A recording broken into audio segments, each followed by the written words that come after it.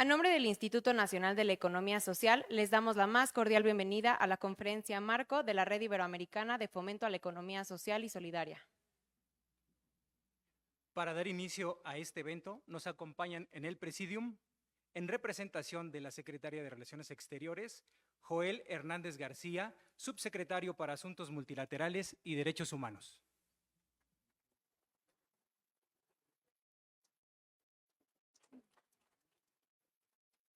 La Vicepresidenta Segunda del Gobierno de España, Yolanda Díaz Pérez.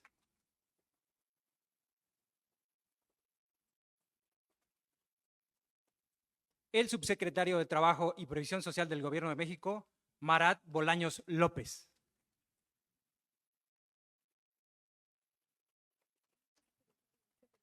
La Ministra de Trabajo del Gobierno de Colombia, Gloria Inés Ramírez Ríos.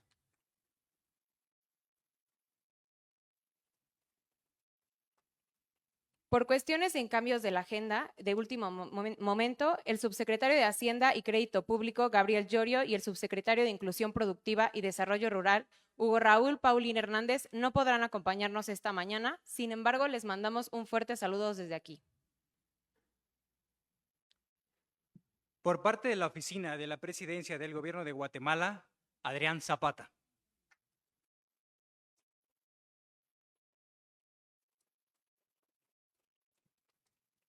El embajador de Brasil en México, Fernando Coimbra.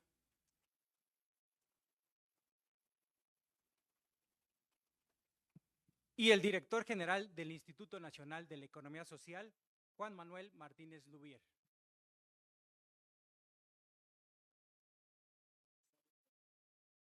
Bienvenidas todas y todos. A continuación le daremos la palabra al subsecretario para Asuntos Multilaterales y Derechos Humanos, Joel Hernández García. Muy buenos días, tengan todas y todos ustedes. Saludo con mucho afecto a la vicepresidenta segunda, Yolanda Díaz, al secretario Marat Bolaños, a la ministra Gloria Isabel Ruiz, al señor Adrián Zapata Romero, al embajador Fernando Coimbra y al doctor Juan Manuel Martínez. Muy contento de estar aquí este día en representación de la canciller Alicia Bárcena. Nos sentimos muy honrados de formar parte de este panel, integrado por altos funcionarios de los gobiernos de España, Colombia, Guatemala, a quienes agradecemos profundamente su visita esta mañana, así como también darle la bienvenida a funcionarios del gobierno mexicano. A todas y todos les agradecemos que nos acompañen. Son todos ustedes, mujeres y hombres, que diariamente desempeñan funciones clave en la política laboral, social y económica de nuestros países. Gracias también a todos los asistentes por acompañarnos. Amigas y amigos, los temas que nos convocan hoy son más importantes, son definitivos para el futuro de nuestras sociedades e inclusive, tenemos que decirlo, son fundamentales para el sistema internacional. A esas alturas es bastante evidente que el modelo económico actual no solo es incapaz de resolver los problemas que nos aquejan, sino que además profundizan muchos de ellos y se pone en duda la viabilidad de la vida en el planeta. De acuerdo con el Programa de Naciones Unidas para el Desarrollo, entre 2020 y 2023, 165 millones de personas, es decir, más de la población de nuestro propio país, cayeron en pobreza en todo el mundo. Esto representa el incremento más alto de la desigualdad desde la Segunda Guerra Mundial. Por su parte, Oxfam reporta que desde 2020 las fortunas de los 5 hombres más ricos del mundo, porque todos son hombres, han aumentado 114% a una tasa de 14 millones de dólares por hora. En el mismo periodo, casi 5,000 millones de personas se hicieron pobres. De seguir en la misma dirección, el mundo tendrá su primer trillonario en una década, pero la pobreza no se habrá erradicado hasta dentro de 229 años. Además, los medios y relaciones de producción del sistema económico actual nos tienen en el límite de la devastación ecológica. Este prólogo no tiene que convertirse en nuestro destino. Podemos construir un mundo con más equilibrio. Podemos crear sociedades más justas y fraternas. Lo hemos hecho antes y estamos seguros que el evento que hoy realizamos nos puede llevar en la dirección de una mayor justicia económica y social. En México, el régimen económico de fines del siglo XIX, que convertía a la vida humana en mercancía, en mano de obra desechable, provocó la irrupción de la organización solidaria. Entonces surgieron los primeros movimientos mutualistas y cooperativistas, los cuales evolucionaron y tuvieron una influencia definitiva en nuestra revolución de 1910, la tercera transformación de nuestra historia. Y en la Constitución de 1917, primera constitución de incluir las garantías sociales como el trabajo digno, la educación y la salud al nivel de norma jerárquica máxima. Hoy México se encuentra viviendo su cuarta transformación, el humanismo mexicano, el modelo con el cual nuestro gobierno busca una economía moral y equitativa en un camino de prosperidad para todas y para todos, pero sobre todo para las personas más vulnerables. El presidente Andrés Manuel López Obrador ha dicho que el progreso sin justicia es retroceso, porque además la desigualdad es ineficiente desde el punto de vista económico. Por ello es necesario igualar para crecer y crecer para igualar, repensar el desarrollo y poner a la igualdad en el centro. En efecto, la economía social y solidaria se presenta como alternativa irremediable frente a los problemas más urgentes de nuestro tiempo: la pobreza, el hambre, el acceso a la salud y el empleo, la preservación del medio ambiente, reflejados en los objetivos de desarrollo sostenible. No podemos olvidar tampoco la exclusión que ocasionan las economías desiguales en la mitad de la población del planeta, las mujeres. Como expresó Elvia Carrillo Puerto, revolucionaria y feminista mexicana, abro comillas, nuestro mayor deseo es que no pase inadvertida la mujer, que tiene tanto derecho como el hombre para obtener beneficios económicos y educativos. Hacer que la mujer se exprese a sí misma es la única manera que puede gozar de los mismos derechos cívicos, sociales y políticos que el hombre. Fin de la cita. El objetivo de esta conferencia marco, la constitución de la Red Iberoamericana de Fomento a la Economía Social y Solidaria entre Brasil, Colombia, Chile, España, Guatemala y México, pavimentará e impulsará nuestros esfuerzos en la ejecución de estos ambiciosos objetivos. Durante los siguientes 3 días, funcionarias y funcionarios de los gobiernos de nuestros 5 países, representantes de organismos internacionales, Naciones Unidas y la Organización Internacional del Trabajo, agencias y bancos de desarrollo, organizaciones civiles, cooperativas y universidades intercambiarán ideas y propuestas para concebir y concretar nuevos escenarios. La entonces secretaria ejecutiva de la Comisión Económica para América Latina y el Caribe, la CEPAL, la ahora canciller Alicia Bárcena, en esta misma sede de la Secretaría de Relaciones Exteriores señaló: nuestra propuesta por un nuevo estilo de desarrollo es política, no técnica. El horizonte es la igualdad. El cambio estructural progresivo es el camino y la política el instrumento.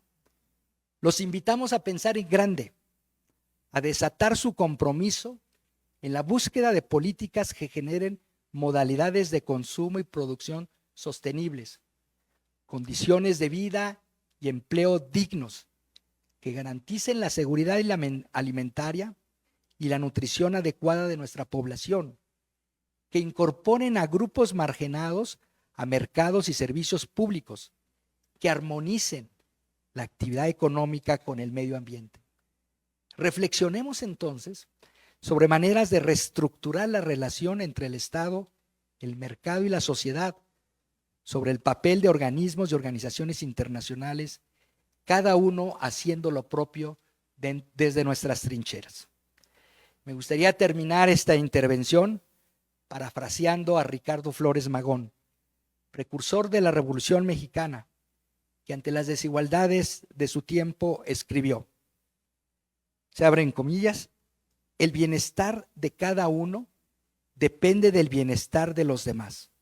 Cuando reflexionemos que todos tenemos un mismo interés y nos hagamos el propósito de ser solidarios, entonces seremos capaces de transformar nuestras circunstancias por otras que favorezcan a la justicia y a la libertad. Fin de la cita. Muchas gracias.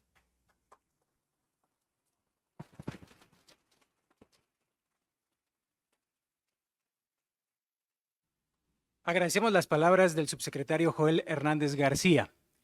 Me permito darle la más cordial bienvenida al Presidium a la ministra Jennifer Feller, encargada de la Subsecretaría de Relaciones Exteriores.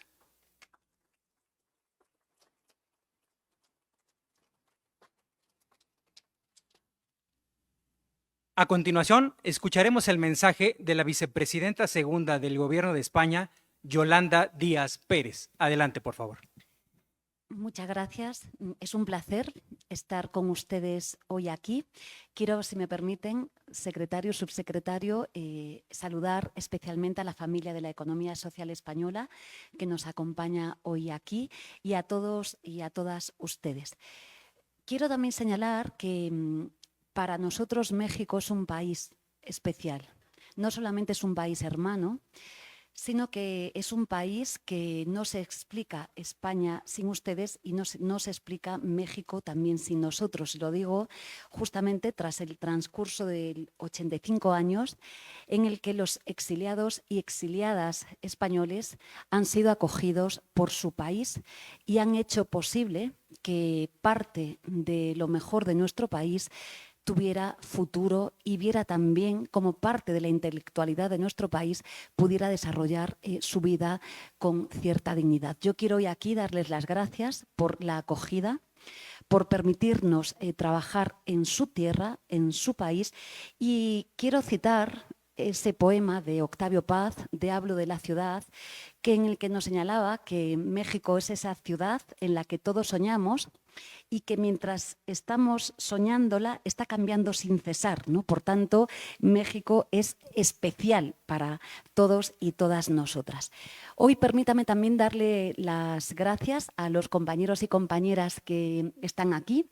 Creo que lo que lanzamos, la Red Iberoamericana de Economía Social, con la compañera Gloria desde Colombia, con los compañeros y compañeras, por supuesto, de Guatemala, a la que le deseamos la mejor de las suertes, pero por supuesto con Brasil. Permítanme también señalar a Portugal, que se suma a esta red, y por supuesto la acogida del país anfitrión, que es México, por la importancia que tiene en el desarrollo de la economía social y el futuro en el mundo. Quiero señalar que vivimos tiempos de enorme incertidumbre, tiempos muy complicados, tiempos en los que a veces la esperanza, declina, pero en los que sin lugar a dudas tenemos el reto de lanzar iniciativas como la que hoy estamos poniendo en marcha aquí. Digo esto porque esta iniciativa trae causa de la aprobación en Naciones Unidas, como saben ustedes, la primera resolución sobre economía social en el mundo, y por tanto el reto que tenemos como países que lanzamos esta red es clave para su región, pero es clave también para el mundo. Estamos hablando de una red que abarca a más de 462 millones de seres humanos y que tenemos, creo que, la encomienda de poner de relieve que otra forma de realizar economía es posible. Hablaba, sí, el subsecretario de algo fundamental, y es que estamos viviendo tiempos de injusticias, tiempos de desarrollos de una economía profundamente capitalista, depredadora, pero que genera enormes injusticias. El 10% de la población mundial atesora, pues nada más y nada menos, ¿no?, que las riquezas de todo el país.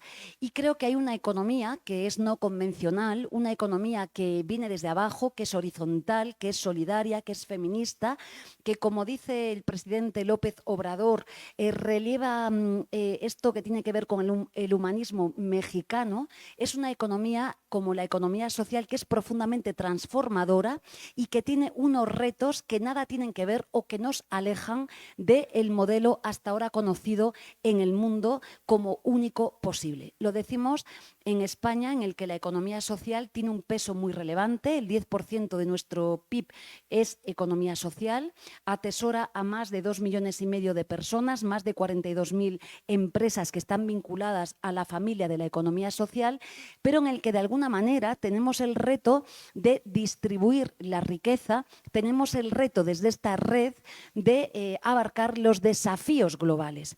Permítame decirles que el año 23, el año pasado, fue el año más caluroso de la historia. La emergencia climática está aquí y, por tanto, tenemos un desafío global inmediato que es, sí, trabajar en la lucha contra el cambio climático, la emergencia climática, la emergencia ambiental. No es discutible la problemática que tenemos y, por tanto, tenemos que poner toda la inteligencia y la riqueza de los países para combatir uno de los elementos que genera más desigualdades hoy en el mundo, que es singularmente la emergencia climática. Este reto para esta red iberoamericana de la economía social es clave. Desde aquí también tenemos que paliar las discriminaciones, las desigualdades que la emergencia climática está generando en todos y cada uno de nuestros países. Pero, como decía, también tenemos que combatir una distribución de la riqueza que es profundamente desigual.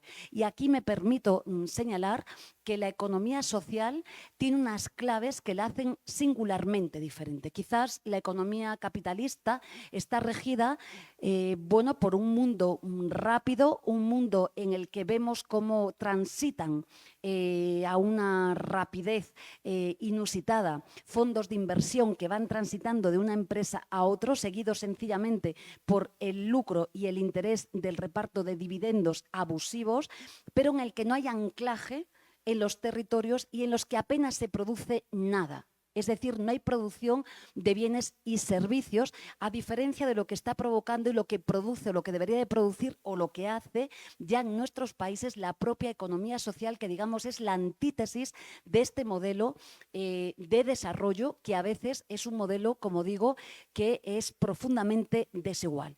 La economía social tiene retos fundamentales y, como digo, tiene muchas formulaciones jurídicas, lo hablaba el subsecretario, desde fórmulas cooperativistas, pero muchas otras formulaciones en el mundo, pero es clave para señaladamente propiciar un modelo que tiene que ver con el bien común, que tiene que ver con la vida, que tiene que ver con los territorios en los que se asienta, que tiene que ver con el feminismo. Es una economía especialmente próxima a las mujeres. Uno de los retos o discriminaciones fundamentales que tienen las mujeres en el desarrollo de las actividades mercantiles es la imposibilidad de acceder al crédito.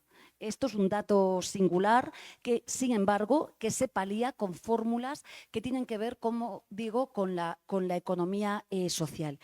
Creo que los países que aquí se encuentran, he tenido la suerte de estar en Brasil, de conocer propuestas de economía social que son extraordinarias, que aglutinan a centenares de miles de trabajadores y de trabajadoras, que tienen singularidades propias, que tienen el reto de abordar la soberanía alimentaria en un mundo no solamente que está asolado por una crisis alimentaria alimentaria sin precedentes, no, que tiene el reto, insisto, de anclar en cada uno de los territorios fórmulas de economía que son diferentes. Pero, si me permiten, también México tiene la propia experiencia de los ejidos como dimanantes, ¿no?, de la propia Revolución Mexicana, pero también con el abordaje de un modelo de producción agrícola, agraria, radicalmente diferente, que tiene que ver con esa crisis alimentaria, que habla de la soberanía alimentaria, de la producción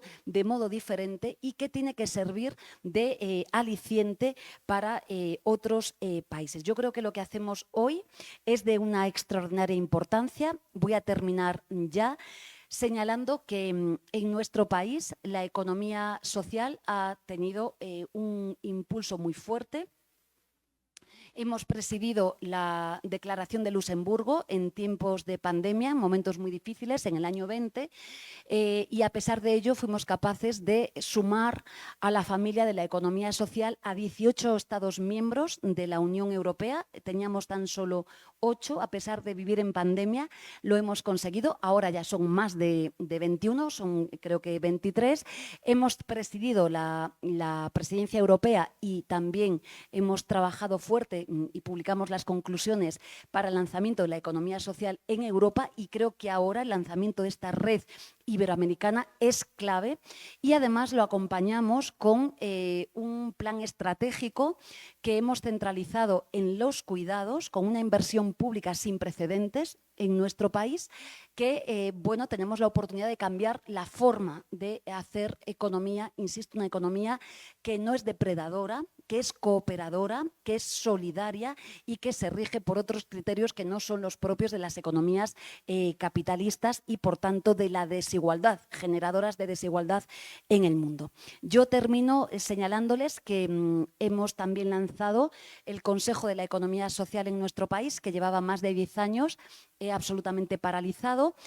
Aprobamos la estrategia de economía social para el año 23-27, con tareas muy importantes en nuestro país, y bueno, vamos a seguir relanzando esta otra forma de hacer economía. Yo termino diciendo que la puesta en marcha de esta red creo que es muy importante para su región, muy importante, pero es muy importante para que lancemos la economía social en el mundo. Es clave que lo hagamos y que además nos sirva para ensanchar las relaciones entre España y Latinoamérica. Creo que este es uno de los grandes objetivos que tenemos. No vamos a parar en este intento que tenemos. El futuro está ahí. No tenemos la menor duda, y desde luego vamos a seguir trabajando con todos y con todas ustedes. Termino señalando que la política económica es la que protege y cuida a las personas. Termino señalando que no sería adecuado que fuese las economías las que dirigieran los designios del mundo. Sería además muy peligroso que así fuera. Hemos vivido tiempos de neoliberalismo radical en el que esto era así. Y se ha demostrado en pandemia, lo hemos vivido, que este modelo es un auténtico fracaso. Es un auténtico fracaso.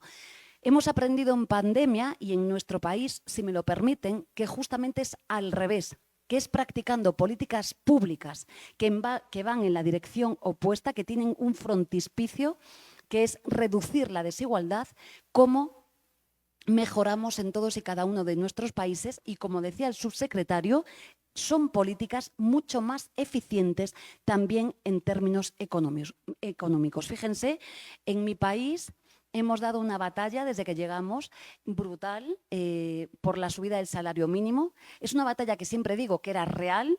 Se nos decía que íbamos a destruir la economía de nuestro país. Hemos subido desde que llegamos al Ministerio de Trabajo y Economía Social un 54% el salario mínimo, pero la principal batalla fue ideológica.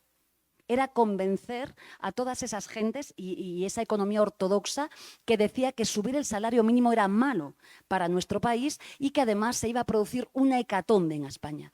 Esto, a día de hoy, ya esta tesis fue derrotada en mi país y en muchos países ya.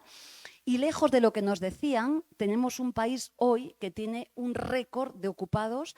Permítame señalar 21,3 millones de personas ocupadas en España, una cifra récord de la que 10 millones de personas ocupadas son mujeres. No había pasado jamás en España. Por tanto, todo lo que nos decían desde el neoliberalismo, de las maldades de subir el salario mínimo interprofesional, no solamente no era verdad, sino que además es lo que explica que hoy reduzcamos la desigualdad en España, hayamos reducido la brecha retributiva entre hombres y mujeres un 25% y, como señalaba el subsecretario, así lo refiere el propio Banco de España, pues hemos mejorado la capacidad de consumo de los españoles y las españolas, porque lógicamente al subir la estructura salarial mejoramos la vida de la gente. Así lo hemos hecho también con una reforma laboral que ha conseguido los objetivos a pesar de 52 reformas laborales que iban siempre en la misma dirección y, por tanto, creo que la política económica que funciona es la que tiene en cuenta a los seres humanos, el humanismo mexicano del presidente López Obrador, que tiene en cuenta, en definitiva, la ciudadanía y que tiene en cuenta la esperanza. Termino diciéndoles que lamento muchísimo la ausencia de nuestra canciller, que es, y aquí lo quiero decir públicamente, desde luego, un faro, de un ejemplo para muchas mujeres en el mundo, que sus ideales de política exterior feminista, que es una política especialmente masculinizada, permítanme decirlos, desde luego ella es una referente y desde luego le deseo la mejor de las suertes ante el problema que ha tenido. Así que lancemos esta red iberoamericana de economía social y permítanme decirles que lo hagamos con la OIT y con el trabajo en el centro y con el trabajo decente en el centro. Creo que este es el objetivo que tenemos como países para mejorar la vida de la gente.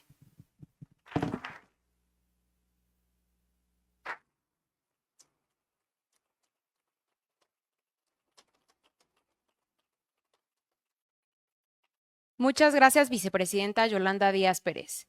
Enseguida escucharemos el mensaje del secretario de Trabajo y Previsión Social del Gobierno de México, Marat Bolaños Torres. Hola, muy buenos días a todos, todas y todos. Me da muchísimo gusto estar el día de hoy en compañía de tan prestigiado presidium. Yolanda Díaz, ministra, muchísimas gracias también por estar el día de hoy. Ministra de Trabajo, Gloria Inés, compañeros del Gobierno de México, representantes del Gobierno de Guatemala, compañeros del Instituto Nacional de Economía Solidaria, Social, y a todas y todos los representantes que nos acompañan el día de hoy, que además pues dan con sus múltiples esfuerzos vida al mundo de la economía social y solidaria. Pues a mí la verdad me da mucho gusto participar, por supuesto, en mi calidad de secretario del Trabajo, porque quiero destacar que la Secretaría de Trabajo, así como de igual manera ya sintetizó parte de los avances que han tenido en España en esta materia, en México se han tenido cambios muy relevantes, que diría estructurales de gran calado, de grandísima profundidad, que nos han permitido justamente con ello pues atender rezagos que se habían construido a lo largo de décadas, en donde justamente lo que se hizo fue pues dejar de lado el que parte de los dos cimientos de la economía, pues que le dan vida y realidad, por ejemplo, a la vida del desarrollo económico, que es tanto el uso racional de los recursos naturales como el cuidado de las y los trabajadores, de los humanos en general, pues estaba justamente puesto en duda, porque no había ni uso racional de los recursos naturales y tampoco el cuidado ni fortalecimiento de las relaciones sociales que permitieran que los humanos se desarrollaran con dignidad. Y la Secretaría del Trabajo, por ejemplo, en los últimos años, de hecho me da gusto porque la resonancia es bastante fuerte, hicimos varias implementaciones derivadas de la política social del presidente Andrés Manuel López Obrador de aumentar el salario mínimo, que además fue un salario que prácticamente quedó aislado, congelado como una suerte de un insecto en el ámbar, en donde no tenía ningún aumento ni movimiento, y esto significó la depauperación y precarización de miles, de millones de mexicanas y mexicanos. Decir que lo que hemos hecho en este gobierno fue recuperar en 110% el aumento en términos reales del valor del salario mínimo en términos reales, 110%. Y además, lo que no había sucedido tampoco en décadas, de lo cual no se tiene registro próximo, este movimiento del aumento del salario, su recuperación en términos reales de su valor, permitió que 5 millones de mexicanas y mexicanos abandonaran la condición de pobreza en cuestión de 4 años. No había sido visto esto derivado de ninguna otra política pública. Por el contrario, en las décadas anteriores, justamente lo que se arrojó fue que a decenas de millones de personas justamente se inscribieran en la pobreza por esta precarización laboral. Y también pues me gustaría mencionar que ahora estamos viviendo en México lo que ya he denominado y he estado pues planteando como una primavera de los derechos laborales. Esto ha significado no solamente el aumento del salario mínimo, también ha sido una reforma del outsourcing, en donde lo que nos ha permitido es que los empleadores reconozcan a sus trabajadores y que los trabajadores pues no estén fuera del alcance de la cobertura del reparto de utilidades, del profit sharing, que esto es además un derecho constitucional y nos ha permitido también fortalecer el ingreso de las y los trabajadores en México. También una reforma que nos permitió aumentar al doble los días de vacaciones, decirles pues prácticamente inaudito que solamente o los trabajadores tuvieran al año solamente 6 días de vacaciones y ahora pues tendremos 12, pero sabemos que no será suficiente, pero bueno, es un paso. Y también destacar esto que lo hemos hecho en el marco de un diálogo social muy importante, de la mano también de las discusiones tanto del sector de las y los trabajadores como del sector empleador. Y qué decir además del nuevo modelo laboral, la reforma que nos ha permitido promover la democracia sindical, la libertad de asociación, esto que nos permite a su vez pues ir fortaleciendo las relaciones laborales en todo el país. Y bueno, pues esta política, como les digo, está circunscrita en el marco de lo que el presidente ha venido a bien llamar pues una política de bienestar, en donde se construya una modernidad nuestra, una modernidad desde abajo, en donde se permita también así pues la incorporación de otras dimensiones del progreso, en el desarrollo que normalmente se dejaban de fuera. Ahora el presidente, por ejemplo, en el gabinete participo también en lo que él ha denominado el Gabinete de Bienestar, que es un grupo donde estamos las Secretarías del Trabajo, la Secretaría de Bienestar, la Secretaría de Agricultura y muchas otras que también participan en lo que ha permitido así pues tener estos elementos que son las vigas maestras de la propia economía social y solidaria. Ahí participa, por ejemplo, también el programa Sembrando Vida, un programa cuyo objetivo pues es múltiple porque no solamente es fortalecer las unidades económicas ya existentes, en este caso muchos de los ejidos que ya comentaban, pues es una unidad que si bien territorial productiva, es también el fondo de reproducción social, cultural, en fin, que nos permita con ello también generar arraigos, esto también para poder abatir problemas que pudieran ser generados por la propia pobreza, como lo son la migración y también pues incluso la inseguridad. Ahora lo que estamos haciendo pues es también promover el que exista este arraigo a través de la capacidad de los propios trabajadores agrícolas de tener insumos, de tener también pues apoyos económicos y los propios árboles que signifiquen así la oportunidad de sembrar y también generar con ello, como les digo, el arraigo que así se necesita. En general, decirles, hemos logrado a lo largo de este periodo, incluso después de la pandemia, que 9 millones de personas salieran de la pobreza con la cual fueron afectados evidentemente por todos los efectos mismos del COVID-19. Con ello, pues estamos atendiendo la perspectiva que el presidente ha pedido de atender sobre todo, bueno, primero atender a todas y todos, pero sobre todo primero los pobres. Y en ese sentido también decirles que esta conferencia marco de la Red Iberoamericana del Fomento de la Economía Social y Solidaria, pues es evidentemente también parte o viene también a engarzarse muy bien en lo que ya se promueve dentro de la política pública en este gobierno del presidente Andrés Manuel López Obrador. Claro que sí, es importante y sí, que establezcamos esta red iberoamericana de fomento a la economía social y solidaria. Debemos avanzar por el fortalecimiento del enfoque que nos permita construir relaciones sociales más sanas, pero también ambientes más saludables, que nos permita también reconocer en la economía social y solidaria desde las propias experiencias de cada uno de los países que nos acompañan el día de hoy, los innegables impactos positivos que se han tenido en las diversas geografías que así se representan.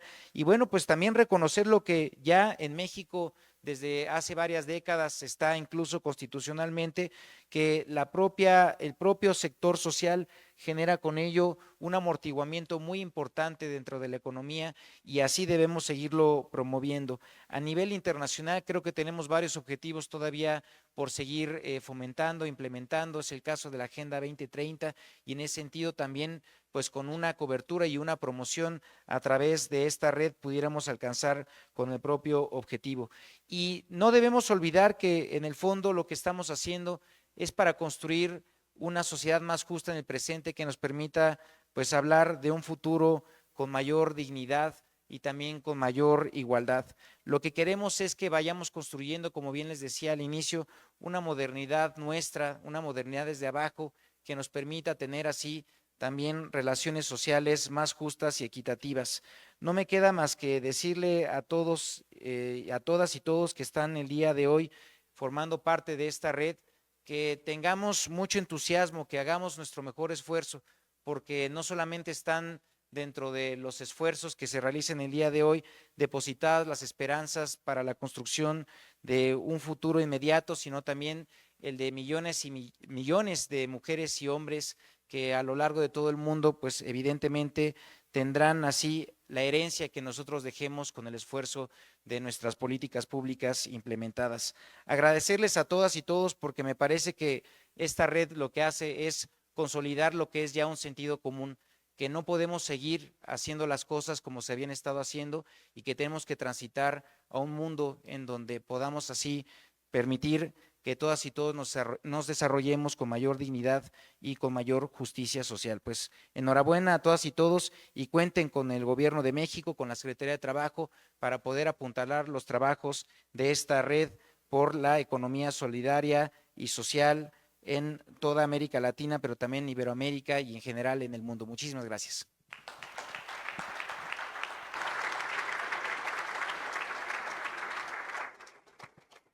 Muchas gracias, secretario Marat Bolaños Torres.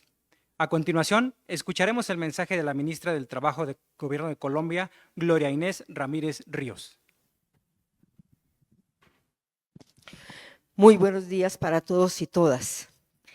Primero que todo, quisiera decirles que traigo un saludo muy especial desde Colombia y un afectuoso saludo de nuestro presidente Gustavo Petro y de nuestra vicepresidenta Francia Márquez, y que participamos en este lanzamiento de la red iberoamericana de fomento a la economía social y solidaria, no solamente con el mayor gusto, sino con la plena convicción de que esta es una de las economías alternativas que indudablemente contribuirá a acabar con las desigualdades y la pobreza que tenemos en nuestros países. Para el caso de Colombia, nosotros quisiéramos agregar también economía popular, solidaria y comunitaria, que es la estrategia que hoy estamos desarrollando en el país para poder avanzar.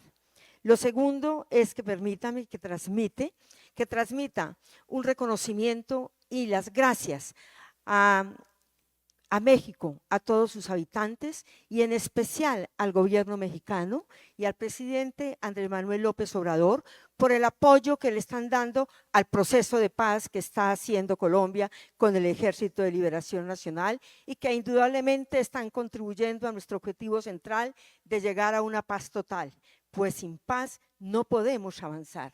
Hay que quitarle todas las banderas a la guerra. Muchísimas gracias en nombre del pueblo colombiano.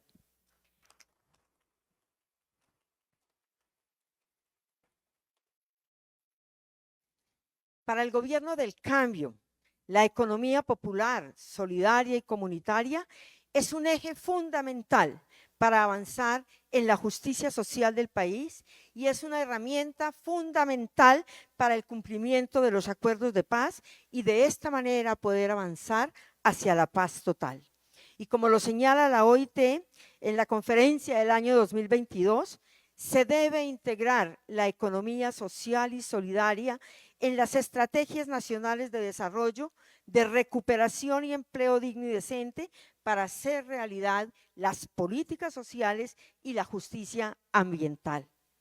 En el caso de Colombia, después de 200 años de historia republicana, durante los cuales solo gobernaron los ricos, por fin nuestro país tiene un gobierno alternativo que, como era de esperarse, suscita muchas esperanzas en el pueblo, enfrenta grandes desafíos y ha provocado en los sectores más extremistas de la derecha una feroz oposición.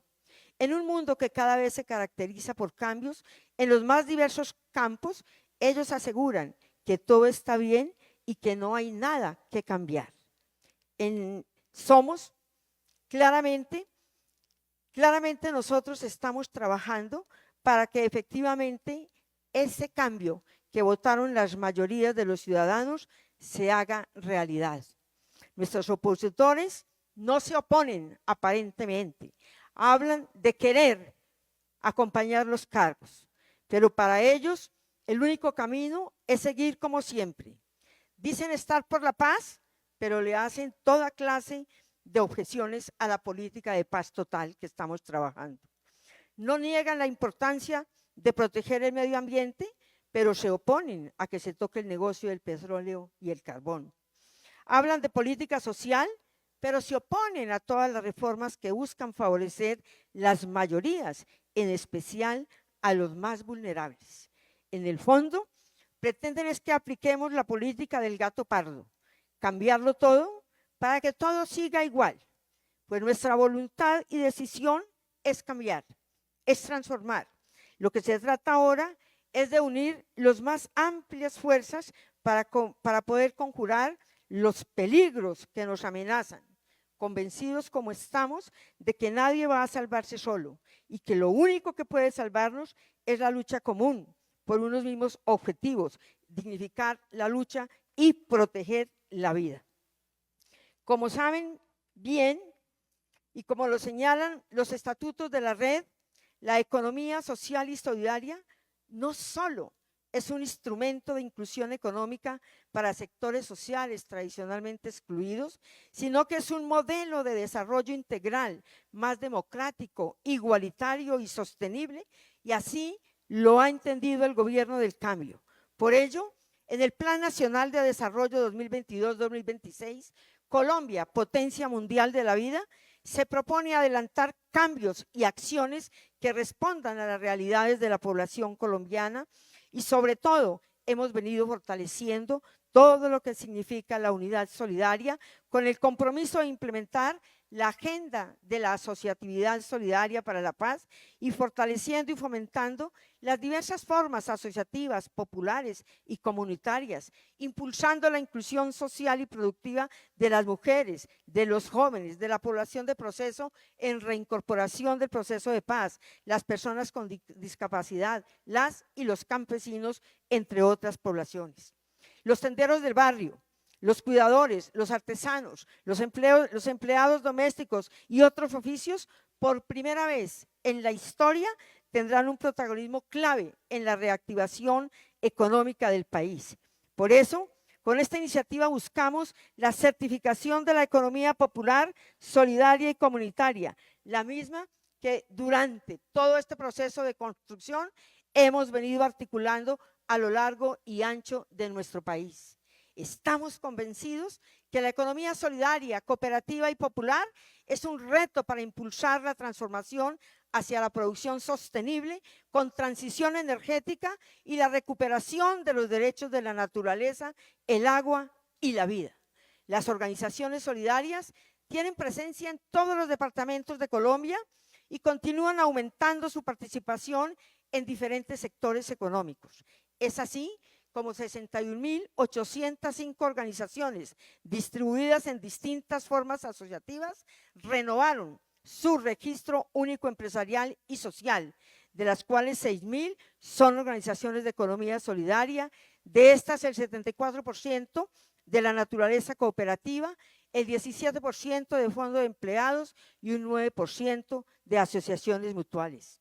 Caracterizar las diferentes formas organizativas que conforman este sector tan importante es una tarea necesaria y prioritaria para este gobierno, y la cual se está viendo materializada con el trabajo que realiza la Unidad Solidaria en todos y cada uno de los territorios.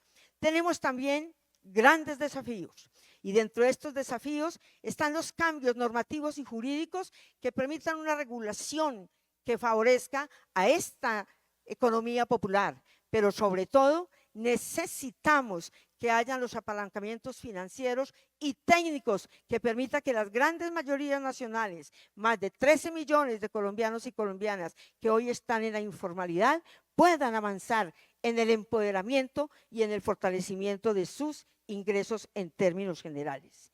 Y finalmente, quiero decir que esta política va de la mano de la política laboral. Como ministra del Trabajo, quiero saludar las experiencias que han tenido nuestros colegas y que desde luego nosotros también hemos aprovechado para poder avanzar. Hemos hecho en este año y medio de gobierno, hemos subido y protegido el valor adquisitivo del salario de los trabajadores y de trabajadoras. Y estamos desterrando aquella tesis que para avanzar en el empleo se tienen que destruir los derechos. Colombia hoy trabaja una reforma laboral que busca fundamentalmente avanzar hacia un país con enfoque de derechos, donde la estabilidad sea el punto central que garantice a las familias el ingreso que les permita desarrollar su futuro de vida. Estamos trabajando de mano también con lo que llamamos la transición energética. Estamos trabajando con la reconversión laboral y con las nuevas formas de trabajo, como son las plataformas digitales, las cuales necesitan de una regulación, de igual manera que la inteligencia artificial, donde estamos dando pasos que nos permitan ir protegiendo a la vida de la persona que está detrás de la máquina. Con ello dinamizamos también los empleos verdes y azules como una manera de hacer una transición energética y una reconversión laboral que nos permita estar con la sostenibilidad ambiental, pero sobre todo generar condiciones de vida digna para todos y todos. Finalmente, quiero plantearles que también estamos con una reforma pensional que lo que está buscando es universalizar el derecho a la pensión para las grandes mayorías de colombianos y colombianas que hoy están atados a los fondos privados, donde la ganancia se va a los bolsillos, no solamente de las bolsas de valores, sino a los bolsillos de los fondos privados, y lo que no permite que se haya el acceso total para aquellos adultos mayores que hoy viven casi que de la caridad de sus hijos y de sus familias. Estos son los elementos del cambio y por eso tenemos muchas esperanzas en este lanzamiento hoy de esta red.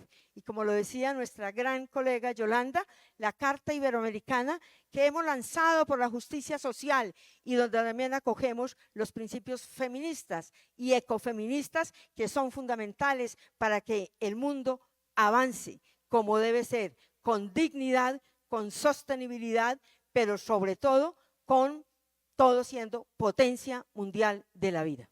Gracias.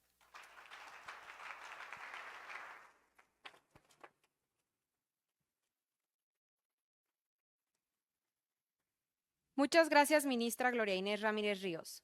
Por parte del Gobierno de Guatemala, escucharemos el mensaje de Adrián Zapata.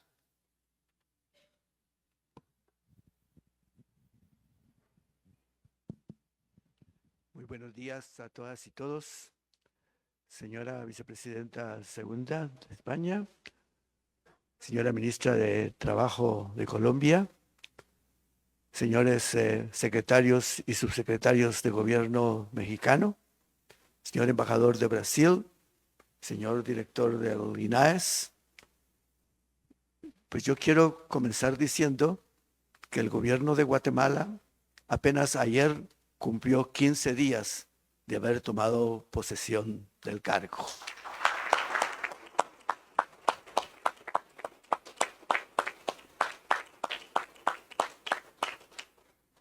Gracias. Y es un momento propicio y un espacio también propicio para manifestar nuestro agradecimiento a los factores que hicieron posible que el presidente Bernardo Arévalo tomara posesión el 14 de enero. Bueno, ya casi al 15 porque fue a medianoche.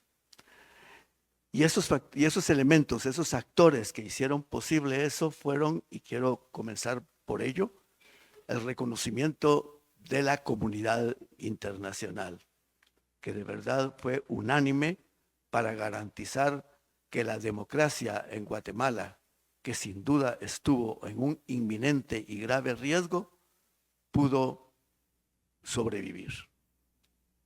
La propia OEA, con el acompañamiento cercano, permanente que le dio a ese proceso, la Unión Europea, que estuvo siempre también ahí presente, el gobierno de los Estados Unidos, que jugó un rol muy importante en ello, y la mayoría de presidentes de nuestra América Latina. El acompañamiento, el apoyo a que la democracia en Guatemala no fuera víctima de un golpe de Estado, porque eso era lo que se pretendía, ese acompañamiento es invaluable. Fue constante, continuo. Y yo creo que, ya que está aquí la ministra de Trabajo del Gobierno de Colombia, creo que hay un hecho anecdótico que por supuesto no agota el apoyo que recibimos de la comunidad internacional, pero que demuestra esa persistencia del conjunto de la comunidad internacional en este apoyo. El presidente Petro estuvo presente desde las 3 de la tarde hacia medianoche sentado en el Teatro Nacional, esperando la dinámica que se estaba produciendo en el Congreso de la República, donde hasta el último momento las fuerzas que pretendían dar un golpe de Estado lo intentaron. Y personalidades de esa alta jerarquía, como el presidente Petro, estuvieron ahí presentes desde las 3 de la tarde hasta la medianoche. Pero ese acto anecdótico creo que es una expresión de todo el respaldo que obtuvimos de la comunidad internacional en su conjunto en relación a la preservación de la democracia en mi país.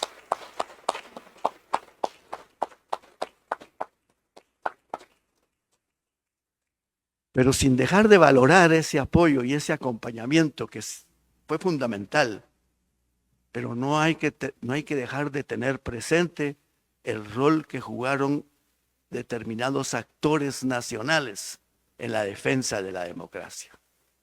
Y fue algo realmente inédito en la historia nuestra. En Guatemala los pueblos indígenas son más de la mitad de la población del país y han sido muy cautos en sus expresiones políticas.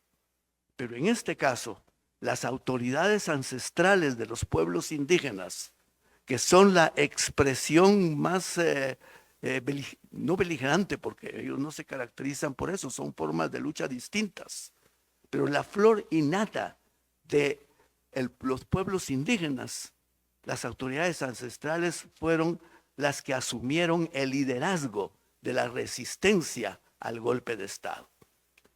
Y ellos mismos lo dijeron con suma claridad: no estamos apoyando a Bernardo Arévalo, no estamos apoyando al partido Semilla, estamos apoyando la continuidad de la democracia en el país.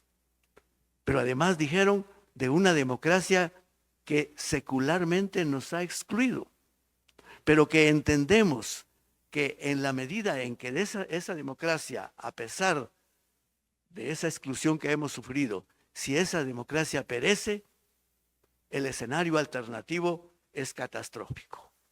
Y por eso es que ellos dijeron que las autoridades ancestrales de los pueblos indígenas están dispuestos a luchar con completa convicción porque prevalezca la democracia en este país. Y asumieron un liderazgo increíble que nunca habían asumido. Más allá de los sectores urbanos, clase media, mestizos, Ahora, en este proceso, el liderazgo fue de ellos. Y por supuesto en Guatemala, la inmensa mayoría de los pueblos indígenas son también campesinos.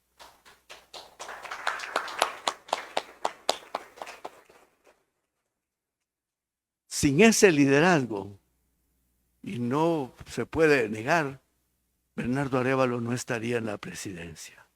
Tan es así que al finalizar el acto de toma de posesión, cuando se agotó el último intento de los golpistas, nuestro presidente lo que hizo fue que se fue directamente del Teatro Nacional donde se produjo la toma de posesión al lugar donde estaban las autoridades ancestrales de los pueblos indígenas resistiendo frente a una institucionalidad cooptada que pretendía abortar el proceso. Lo primero que hizo el presidente fue trasladarse del lugar de la ceremonia al lugar donde estaban resistiendo las autoridades ancestrales. Creo que esta convergencia de la presión, porque efectivamente, aunque no sea políticamente correcto decirlo, así se dio, afortunadamente, porque los valores que estaban en juego eran trascendentales no para Guatemala, sino que para la región y el mundo entero. Pero ese acompañamiento de la comunidad internacional, junto a la resistencia y al liderazgo de los pueblos indígenas, fundamentalmente campesinos, creo que esos dos actores son fundamentales en que ahora estemos cumpliendo 15 días de haber llegado al gobierno. Muchísimas gracias.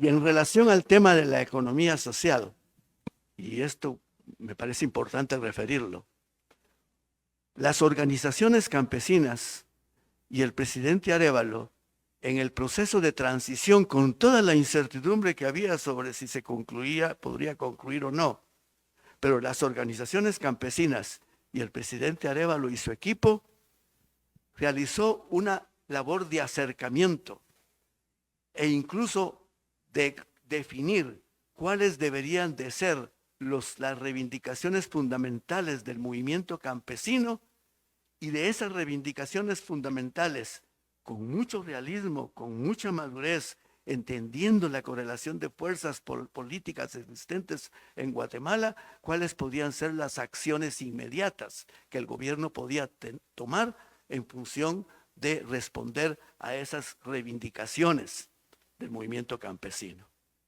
Y una de ellas, y creo que eso es lo que me corresponde contarles acá, es que las organizaciones campesinas le expresaron al presidente que entre la poliactividad que caracteriza la economía campesina, las tareas relacionadas con las actividades agropecuarias eran una parte de esas actividades productivas, pero que también había otra cantidad de actividades productivas que no son agropecuarias o que son agregadoras de valor a las actividades agropecuarias. Y que por lo tanto, para que hubiera una política pública que estuviera dirigida a promover, a fomentar la economía campesina en su poliactividad, a ellos les parecía que un elemento central debería de ser la promoción de la economía social. Y en esa conversación y en esas negociaciones, que está por terminar porque próximamente, en los próximos días, se hará el lanzamiento de esos acuerdos que se tomaron entre el gobierno de Bernardo Arévalo y el movimiento campesino. Entre esos acuerdos está la transformación de uno de los viceministerios del Ministerio de Economía en un Ministerio de Economía Social, donde estaría ubicadas muchas esperanzas del movimiento campesino en relación a la promoción de actividades productivas no agropecuarias o de agregación de valor a las agropecuarias. Allí tendrá que haber una confluencia entre la política pública que al respecto, en el marco de la economía social, se impulse desde el Ministerio de Economía, obviamente con la política pública que se impulse desde el Ministerio de Agricultura en relación a la producción de alimentos, en relación a la agricultura familiar. En síntesis, estamos entusiasmados con este inicio y nos parece que la celebración de este evento es un espacio que ni planificado para que nosotros pudiéramos venirles a contar esto que estamos tratando de hacer en Guatemala, gobierno, movimiento campesino, y seguramente se sumarán otros actores para agregarnos a ese esfuerzo regional iberoamericano y que debería ser mundial de promover la economía social y solidaria. Muchas gracias.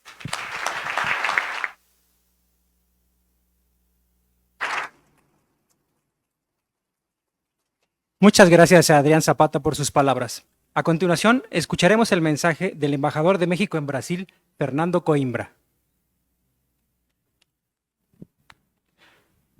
Muchas gracias, embajador de Brasil en México. Muy buenos días.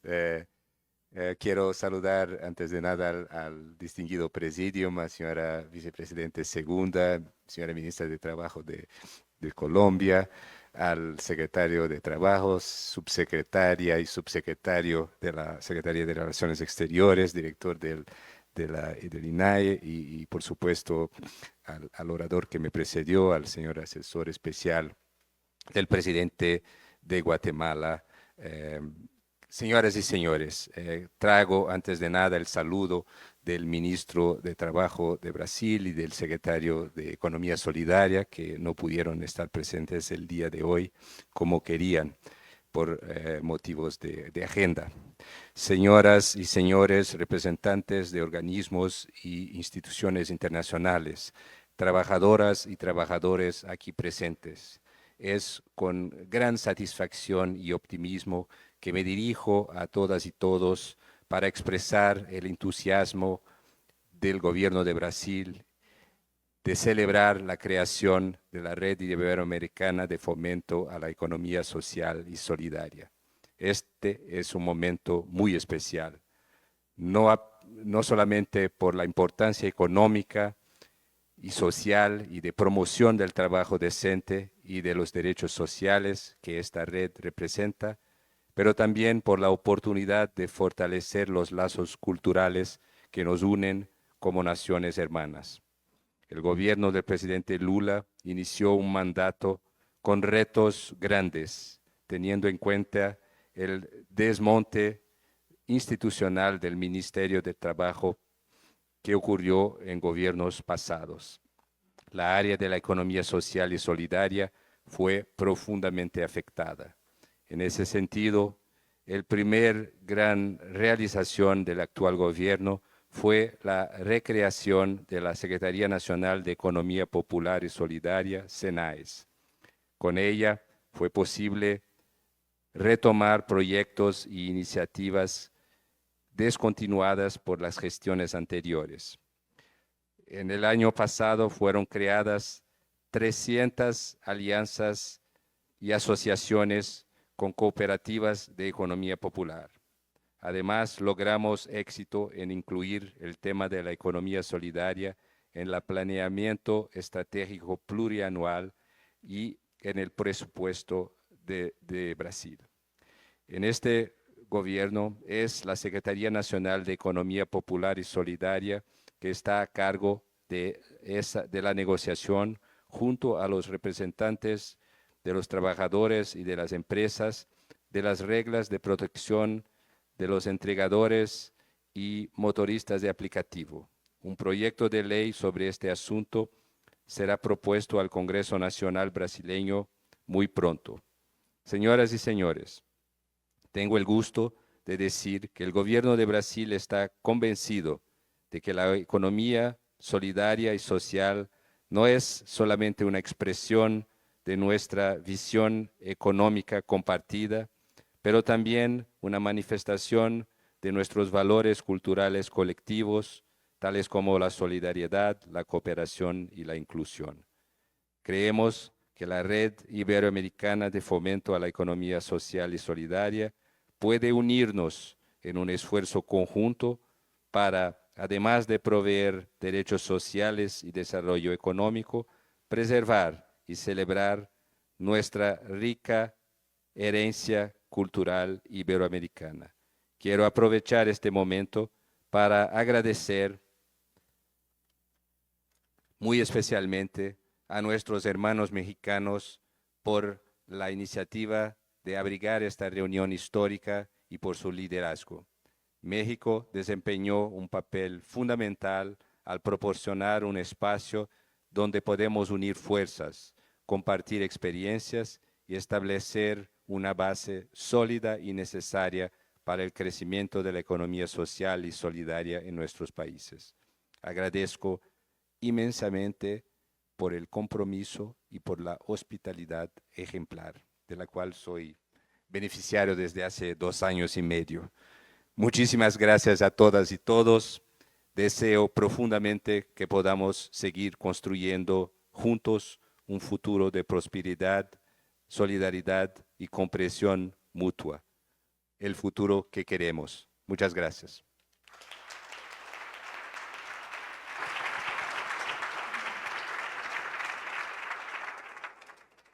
Muchas gracias, embajador Fernando Coimbra. Enseguida escucharemos el mensaje del director general del Instituto Nacional de Economía Social del Gobierno de México, Juan Manuel Martínez Lubier. Muchísimas gracias, muy buenos días a todas y todos. Muchísimas gracias por su asistencia. Gracias al subsecretario Joel Hernández García. Muchísimas gracias, Joel, y también valoro muchísimo que la subsecretaria de Relaciones Exteriores, Jennifer Feller, esté con nosotros, representando a nuestra canciller. Qué bueno que se mencionó acá, nuestra solidaridad y pues los mejores deseos para que eso que no ha permitido que hoy nos acompañe, bueno, pues esté resuelto prontamente. Y a través de ustedes le agradecemos muchísimo que nos reciba aquí en la Secretaría de Relaciones Exteriores, la Casa de la Diplomacia de México. Señora Yolanda Díaz, vicepresidenta segunda y ministra del Trabajo y Economía Social del Gobierno de España, muchísimas gracias por atravesar el océano y estar con nosotras. Muchísimas gracias. Doña Gloria Inés Ramírez, señora ministra del Trabajo, qué bueno que ya estuvimos platicando hace un momentito. Muchísimas gracias por atravesar un pedacito del continente para estar con nosotras y con nosotros. Estimado compañero Adrián Zapata, muchísimas gracias por las palabras que ya has aludido, representando al señor presidente Arévalo de Guatemala en este evento, y desde luego, señor don Fernando Coimbra, señor embajador del Brasil, muchísimas gracias por acompañarnos y estar aquí. A los compañeros del Gobierno de México, desde luego el secretario del Trabajo y Previsión Social, Marat Bolaños, muchísimas gracias, Marat, por tu solidaridad, tu acompañamiento y la fortaleza que expresas en tus palabras para fortalecer el sector social de la economía en nuestro país. Muchísimas gracias.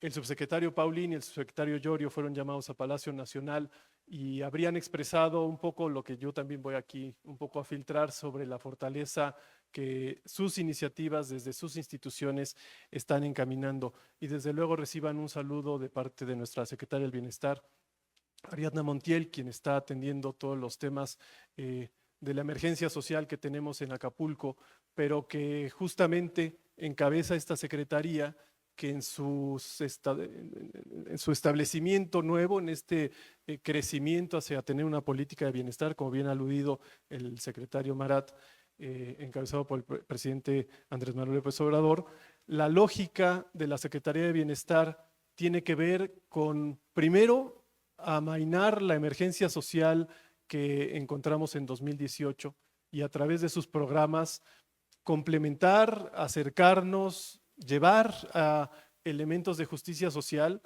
consagrar en la Constitución derechos sociales ante las grandes fracturas y falencias que teníamos en nuestra sociedad. Pero de esa dinámica, afortunadamente, la Secretaría del Bienestar avanza a la promoción de la autonomía de las personas a través de los mecanismos de la economía social y solidaria, y por eso es que estamos aquí. No quiero avanzar sin agradecer a todos los aliados que están aquí, desde luego a la Organización de las Naciones Unidas, representada aquí por su residente, Peter, muchas gracias por estar con nosotros. Sabemos que es un esfuerzo físico importante que estés aquí, pero muchas gracias por acompañarnos, igual a Jessica. Pedro, muchas gracias de la OIT por estar con nosotros, al sector. Y quiero particularmente agradecer a nuestros aliados que han materialmente ayudado a la realización de este evento, a la cooperación alemana, a la GIZ, muchísimas gracias, y a la Sparkassen-Stiftung, muchísimas gracias por su compañía, su colaboración de siempre. Gerd Weisbach, director de la Fundación para América Latina, que si me permites decirlo, es un alemán como todos, pero tan latinoamericano como cualquiera. Entonces, te agradezco muchísimo que nos hayas ayudado y que estés aquí presente. Al estar ideando el mensaje que me podría eventualmente tocar pronunciar acá, pensaba en ustedes, en lo personal y en lo institucional, nuestros compañeros iberoamericanos que están aquí. Y pensaba yo, España, Colombia, Brasil, Guatemala, y creo que afortunadamente ustedes han avanzado en aludir a la coincidencia que yo pensaba. Creo que también por la proximidad de los días, los meses, un poquito año y tal, ustedes en lo personal han estado librando una batalla muy fuerte ante eso que conocemos como derecha extrema en el mundo. Desgraciadamente ya con unos tufos notables de fascismo. Por la cercanía en el tiempo, hablamos de días, Adrián,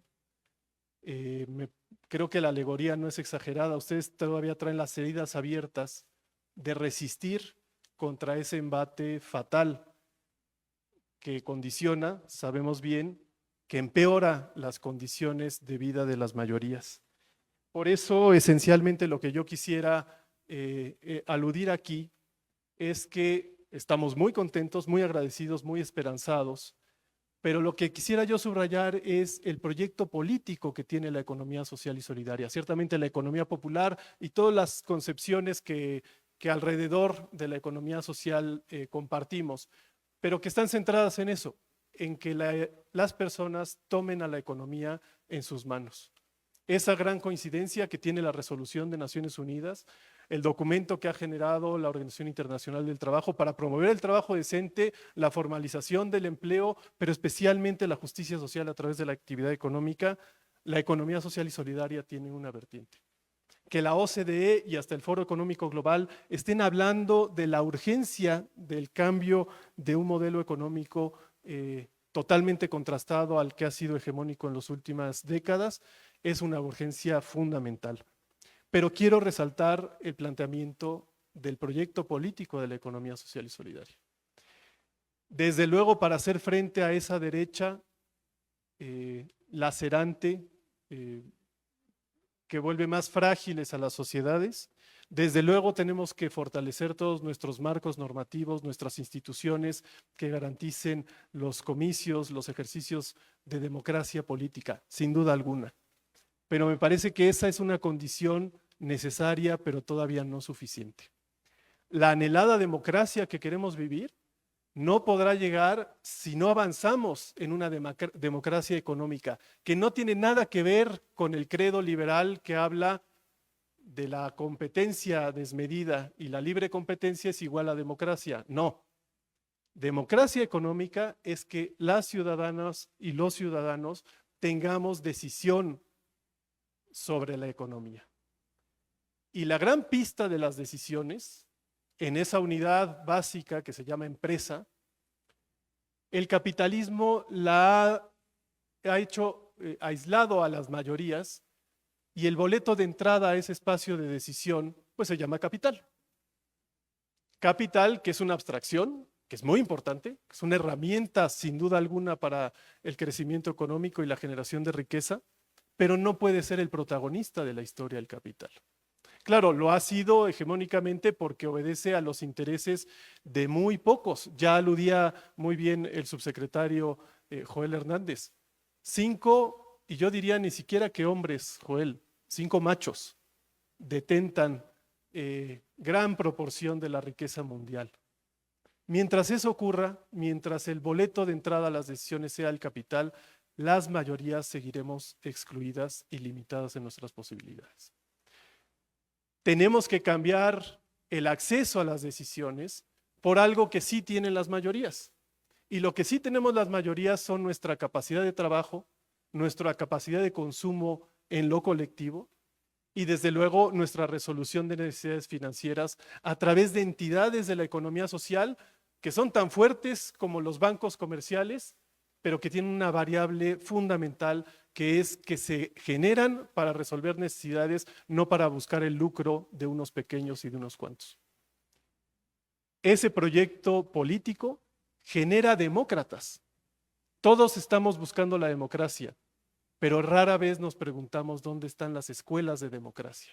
Y yo estoy absolutamente seguro que una empresa cooperativa, que un ejido, que una organización de campesinos que toman en sus manos sus talentos, los medios de producción, consumo y financiero, de los cuales ya han tomado propiedad, ellos están generando otro tipo de democracia y ellos están generando escuelas para que las siguientes generaciones aprendan que la sociedad debe de apoderarse de todo, que la sociedad debe de generar una economía equilibrada, no desconociendo al sector privado con las funciones que le tocan, desde luego fortalecida con los sectores estratégicos que una economía pública, las empresas del Estado, tiene que fomentar, pero el resto llevarlo a la ciudadanía. Y creo que, como bien se dice en España, la vida nos va en ello. Y el proyecto democrático del mundo tiene que ver con cómo las personas tomemos la economía en nuestras manos, tomemos decisiones, que la ciudadanía cada vez tenga más poder en la decisión, no solo de compra como nos plantea la libre competencia, sino qué hacer con la generación de la riqueza, cómo distribuirla. Y no quiero terminar este mensaje sin aludir justamente a el gran horizonte de esperanza que también tenemos. Platicaba yo con la ministra Gloria. Brasil, Colombia, México y Guatemala aquí sentados. Me disculparán, no voy a dar una cifra precisa, pero yo calculo que cuando menos estamos aquí entre el 70 y el 80% de los gobiernos donde sus territorios tienen la mayor, perdónenme, lo dije muy mal. Estamos los gobiernos de territorios que contienen cuando menos un 70% la biodiversidad de nuestro continente. México es el quinto país más biodiverso del planeta, junto con Colombia, Brasil y Guatemala. Pues creo que difícilmente podríamos tener una unión tan significativa para preservar la vida. Desde luego lo que creo que Raúl habría enunciado y que qué bueno que Marat avanzó en el tema de Sembrando Vida, es una estrategia basada en el trabajo de las personas para reforestar, producir y conservar con estrategias de economía social y solidaria. Con el subsecretario Llorio, y es un tema de conexión directa en la cooperación internacional, donde Guatemala tiene que ser prioritario y desde luego la colaboración con Colombia y con Brasil son esenciales. Hemos rediseñado la taxonomía y la estrategia para la movilización de financiamiento sostenible, incluyendo el componente de economía social. Por una observación muy... el elefante en la mesa, ya aludía la vicepresidenta Díaz a nuestra fortaleza en los ejidos. Los ejidos y comunidades en nuestro país tienen el 53% del territorio nacional. Ahí adentro, la mitad de México, está el 80% de la biodiversidad de nuestro país. Si no nos acercamos a la protección de la vida, de la biodiversidad, con estrategias de economía social, que eso tiene que ver con las pequeñas unidades productivas, pero también los grandes mecanismos que tenemos que generar para la creación de valor, generar el banco de segundo piso para que las cooperativas de ahorro y préstamo tengan una profundidad en la capacidad de inversión y cuidado del dinero, y dinero internacional y dinero local para la preservación de la vida. Tenemos que avanzar en economía social justamente para preservar ese gran tesoro que tenemos. Y el que podamos compartir esto, el que podamos llevarlo a una red de gobiernos que estamos decididos a fomentar la democracia económica a través de la economía social y solidaria, de verdad que nos llena de esperanza y de muchísima alegría. Para eso es, para que lo que esté haciendo México, lo que esté haciendo Colombia, lo que vaya desarrollando Guatemala, lo que lleve Brasil, pueda contagiarse también con los otros países que no están aquí presentes, pero que están totalmente invitados a a acudir a esta red que está abierta a todos los países de Iberoamérica. Ese compartir prácticas, fortalecer herramientas, dialogar con los organismos financieros internacionales para generar mecanismos específicos para las políticas de fomento a la economía social y solidaria, es el corazón de estos diálogos, de la composición de esta red, y estoy absolutamente seguro de que eso nos llevará a muy buen puerto. Por eso, el día de hoy vamos a comenzar con la referencia y la locución de las instituciones internacionales, la ONU, la OIT, para que nos comenten qué es eso que está en las entrañas de las resoluciones que han generado para el fomento de la economía social. Continuaremos con el sector cooperativo. Ya aludía a la vicepresidenta, a la familia de la economía social española que está acá. Muchísimas gracias, Juan Antonio Pedreño, presidente de CEPES, y de Social Economy Europe, para platicarnos qué está pasando de ese lado de los océanos, y desde luego la Alianza Cooperativa Internacional a través de su presidenta de Américas, que no pudo estar con nosotros, pero estará conectada. Celebraremos en la tarde la firma de la red y mañana escucharemos al sector en 3 ejes fundamentales: las finanzas sociales, la integración económica de cara a los grandes retos que tenemos en nuestro mundo, y tuvimos mucha alegría cuando nuestra canciller nos solicitó que específicamente habláramos del tema migratorio. Cómo las experiencias de economía social están generando otros esquemas, tanto en la retención de personas como la atención a las que van en tránsito, y sin duda fortalecer al sector nos ayudará a ese anhelo de que, como bien dice nuestro presidente Andrés Manuel López Obrador, las personas solo migren por gusto, no por necesidad. Que generemos el desarrollo local suficiente, basado en un humanismo mexicano y universal, para que las personas podamos vivir en plenitud y en bienestar. El final de la jornada del miércoles estará con nosotros miembros del sector educativo que han sido pilares para el desarrollo de la economía social en esta administración, y el vocero de la Presidencia de la República, para ayudarnos a fijar los puntos de agenda hacia el futuro. Pues muchísimas gracias de nuevo a todas y todos. Gracias.